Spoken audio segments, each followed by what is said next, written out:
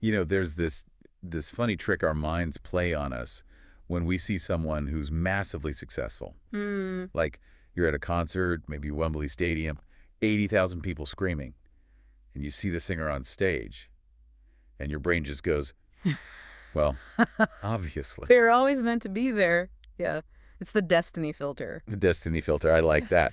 We just assume it was this straight line from, I don't know, birth to stardom. It's comforting, isn't it? It suggests there are different species born with a spotlight, but it's also kind of lazy. It ignores all the friction. And the friction is exactly what we're getting into today. It really is. Our source for this deep dive is a narrative account called From Nobody to Superstar, a singer's real story. And right away I can hear people thinking, oh, another pop star biography, but that's not how we're looking at this at all. No, not at all. Mhm. We're treating this text more like a case study. Ah. We're looking at the actual mechanics of going from total obscurity to, well, relevance. Exactly. We're stripping away the PR. This isn't about the magic. It's about the physics of building a career. What were the specific, unglamorous steps this person took? Right. And the text starts us off at what it calls the ordinary beginning. But honestly, ordinary feels like a generous word for it. It does. Because we assume there's always some advantage. A parent with money, a connection at a label. Or at least living in a place like New York or L.A. But the source is really explicit about this. It rules all of that out. It establishes a baseline of 0. It calls it the 0 point. Which, I think is where most people actually begin, despite what you might see on Instagram. The visual the source paints here really stuck with me. It describes the singer late at night in a small room, recording vocals on an old phone. And I want to pause on that old phone detail for a second. That's important. Because in an age where we all obsess over gear like, oh, I can't start my YouTube channel until I have a 4K camera, this just feels like a direct challenge to that whole mindset. It is. It's the classic gear trap. We use the lack of professional equipment as this really sophisticated way to procrastinate. Right. The barrier is technology, not me. Exactly. But this source shows the old phone wasn't a barrier, it was a constraint. And constraints, historically, they force creativity. So? Well, when you can't hide behind perfect production or reverb or auto-tune, what are you left with? The song, the voice and the writing. Precisely. You're stripped naked, basically. If a song doesn't work on a grainy voice memo, it's not going to work in some $1 million studio. Yeah. So that lack of resources was actually a quality filter. That's a great way to put it. Yeah. But let's not get too romantic about it because the immediate result wasn't a viral hit. Oh, not at all. The source says, days passed, views stayed low, comments were rare. And it feels like this phase went on for a very long time. This is what I call the silence. And I would argue this is psychologically way more dangerous than getting, a bunch of hate comments. Really? Yeah. I would think people telling you you're terrible would be worse. Not always. Because hate is still engagement. It's a reaction. It validates that you exist. Ah, okay. Silence is the void. It's the market telling you that you are fundamentally irrelevant. It creates this existential crisis. You start to wonder if you're even real. And while the internet was just ignoring them, the people in their actual life were getting pretty loud. Yeah, they were. The text quotes what their friends and family were saying. Stuff like, music won't pay your bills, and my personal favorite. Let me guess. Be realistic. Be realistic. The ultimate dream crusher. It sounds so sensible, doesn't it? I mean, on paper, isn't it? The odds of becoming a global superstar have to be like 1 in a billion. So isn't that just good financial advice? From a purely statistical point of view, maybe. But be realistic is rarely about math. It's about social conformity. What do you mean? Often when people tell you that, they're just projecting their own fear of risk onto you. Yeah. Sociologists call it the crab mentality. I can't get out of the bucket, and I'm pulling you back in with me. You got it. And the source shows the effect this had. It says, self-doubt started to grow. This right here is the first great filter. This is where 99% of people just stop. Because you have this feedback loop, right? The internet doesn't care. My friends think I'm delusional, so I must be delusional. Exactly. It takes an almost irrational level of self-belief to look at that data and say, no, the data is wrong. Okay, so the singer somehow pushes through the silence, but then the game changes. It goes from indifference to active hostility. Yes, the gauntlet of rejection. The source lists it out. Failed auditions, emails to producers that just get ignored. We're moving from nobody hears you to people hear you, and they're saying no. And notice how specific the rejection was. It wasn't just a polite, sorry, not a fit. Right. It was personal, They criticized the voice, Uh-huh. and then there's this line. They said the singer didn't have the right image. Ugh, that phrase. Such a lazy gatekeeping thing to say. It's just pattern matching. The industry, and this is true for corporate jobs too, not just music, wants to minimize risk. And the easiest way to do that is to hire someone who looks and sounds exactly like the last person who succeeded. So wrong image is just code for we don't know how to sell you. That's all it is. But it's an attack on your identity, not your skill. If someone says your pitch is flat, okay, you can work on that. But if they say you don't look like a star, That hits you at your core.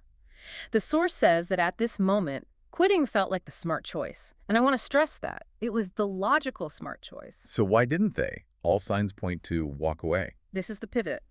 The source says they turned to discipline, not hope, not passion. Discipline. That's a really critical distinction. Hope is an emotion. Discipline is a system. And the source breaks down that system. 3 specific actions.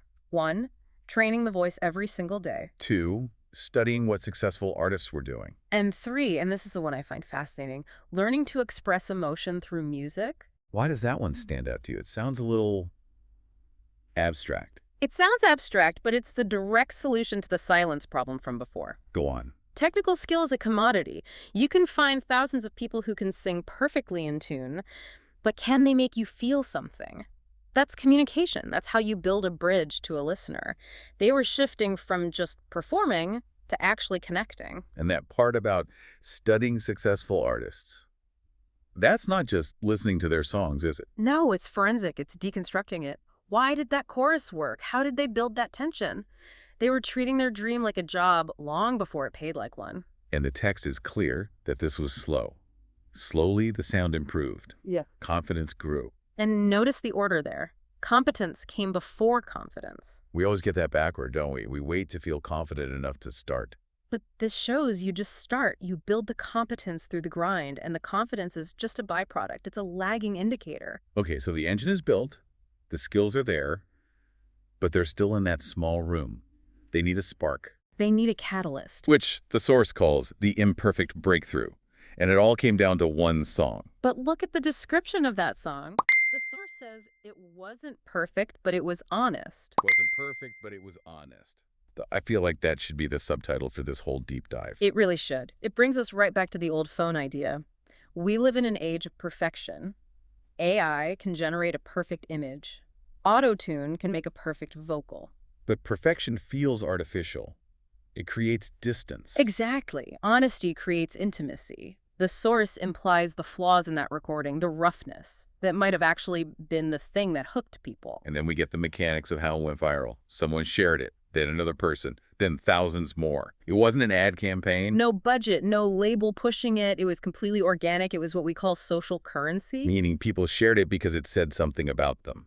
You got it. The source says listeners connected to the pain, the hope, the struggle in the lyrics. So when you share that song, you're telling your friends, this is how I feel, but I couldn't find the words.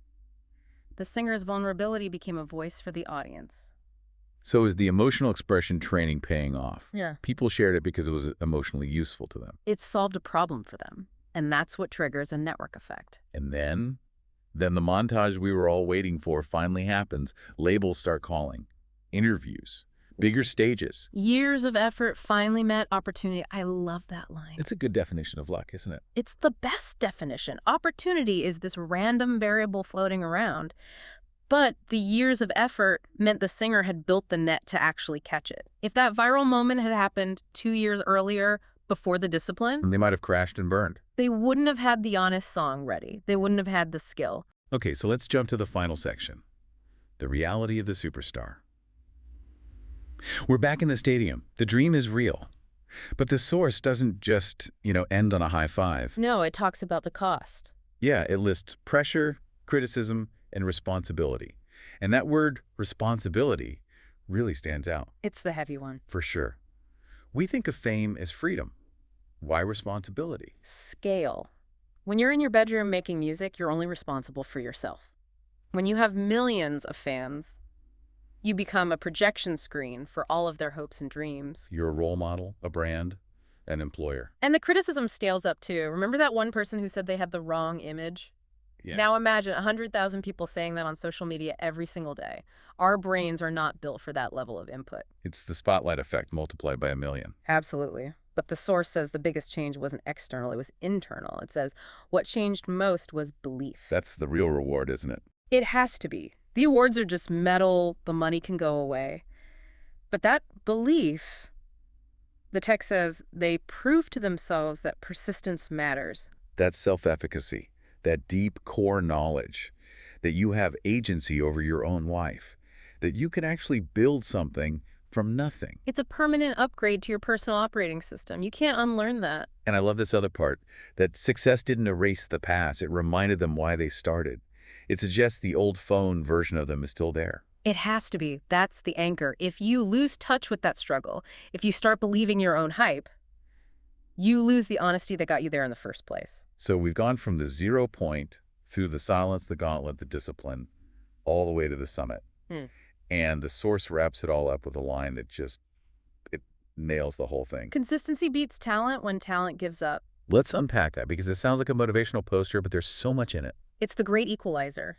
Talent is a real thing. Some people start with an edge, but talent alone is fragile. How so? If things come easy to you, you often think something's wrong when you finally hit a wall.